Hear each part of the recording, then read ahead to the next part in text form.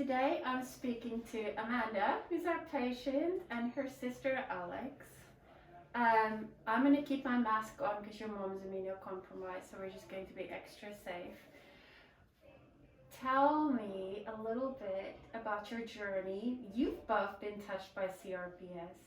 Yes, so this is the beginning of week 7 of my treatment here, and I've been struggling with CRPS since I was 23. Alex here, however, I was first diagnosed in 2000 when I was only 11, and then again when I was in high school, when I was 14 to when I was 16 years old. And I was always afraid that down the line, not only could it become a problem for me again, but that it could become a problem for Amanda. And then my worst nightmare came true when she was casted after an injury and ended up with CRPS. In the same leg? Yeah, in the same leg that I have it in. In case you guys can't tell, they happen to be twins. I thought that was superfluous to mention. Yeah. Most people pick it up pretty quickly, yeah. One person. Surround sound. There is a genetic component to it. We know this, which doesn't mean everybody has to be afraid that someone in your family will get that, but sure, being extra vigilant is good. Mm. You got out of it. Yeah, I ended up in a treatment program in Philadelphia, and I was there for several months, my senior year of high school. And I still have a hard time even talking about it. I have a lot of PTSD around that treatment and what it involved and how painful it was for me. I've heard her say, it worked, but at what cost? Yeah, absolutely. That she still would say that her left leg is her dodgy leg or her bad leg. Mm-hmm. That she still has flares in her knee occasionally, and it's something that the longer I've been here and the more that I see, and it's weird because I've honestly found myself saying, I feel like every doctor up until this point in my life has kept me alive. Yeah. They've done like the base minimum that they needed to do that I could keep existing on the planet. But finding out all of these other things about my body and realizing that if those were contributing to my CRPS, then my twin probably has the same issues and still has some things that she needs to wrap up. I'm lucky I found this place every day because of my twin. I'm glad that I have it so that she has it. Yeah. I don't think I realized how much I just had decided was the level I was going to always have to put up with, Your journeys couldn't be more different. You went to that pediatric pain program, which of course we're very opposed to here, and we don't make a secret of that. Yeah. And then our program, which is really a very different approach, and you're getting to see it right now, so. Yeah, absolutely. And, I think I was so supportive of Amanda coming here, but then also really afraid that she was going to have to deal with some of the same things that I dealt with when I was in treatment. And it was such a relief to hear her talk about the doctors here and talk about the treatments here and what she was doing. And it was even better when I got to see it for myself. So seeing her walk out of NMR yesterday and seeing a difference in the way that she walked in and the way that she walked out, really. I had my biggest pain drop in NMR yesterday, and since I've been here, and Alex was there to see that, and I think all of her fears that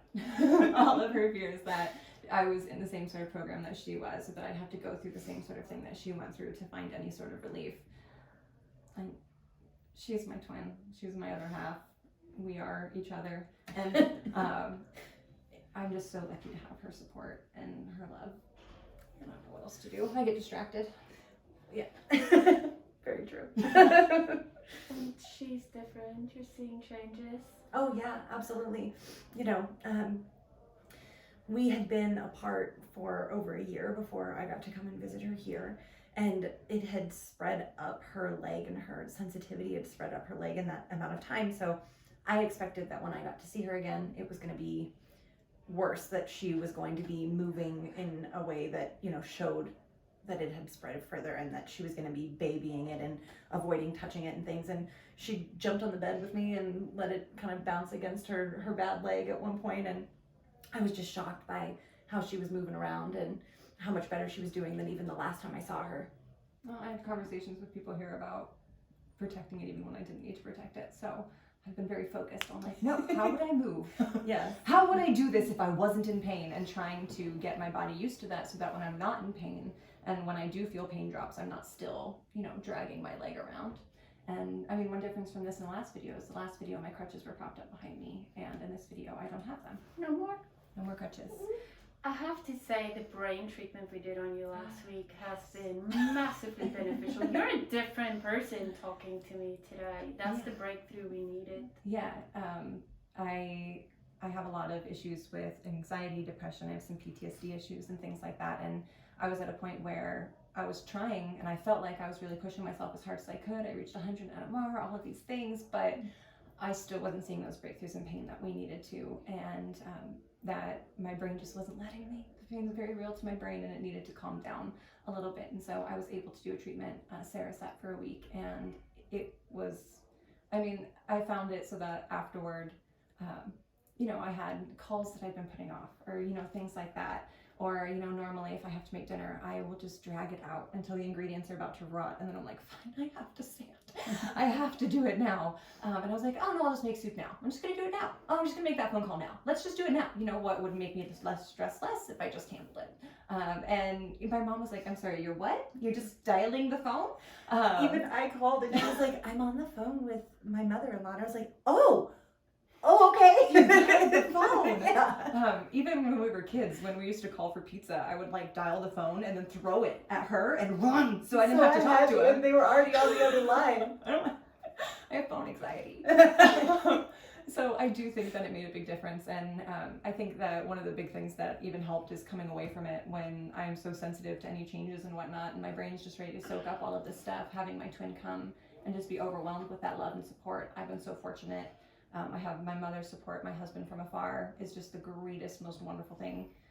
And now Alex here with me, and she got COVID tested before coming to see us to make sure that everything, that she wasn't introducing something to the clinic here, being here today. Yeah, I could not be happier than having my twin here next to me, and I know she's going to come down an NMR with me today, and we're going to have an even bigger pain drop. I'm determined.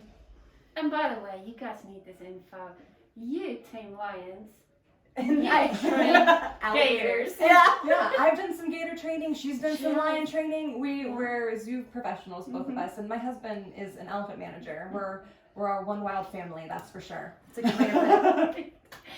Okay, we're gonna check back in. You're gonna be much closer to ringing the bell. Yes, I know I am. Doing this. Absolutely.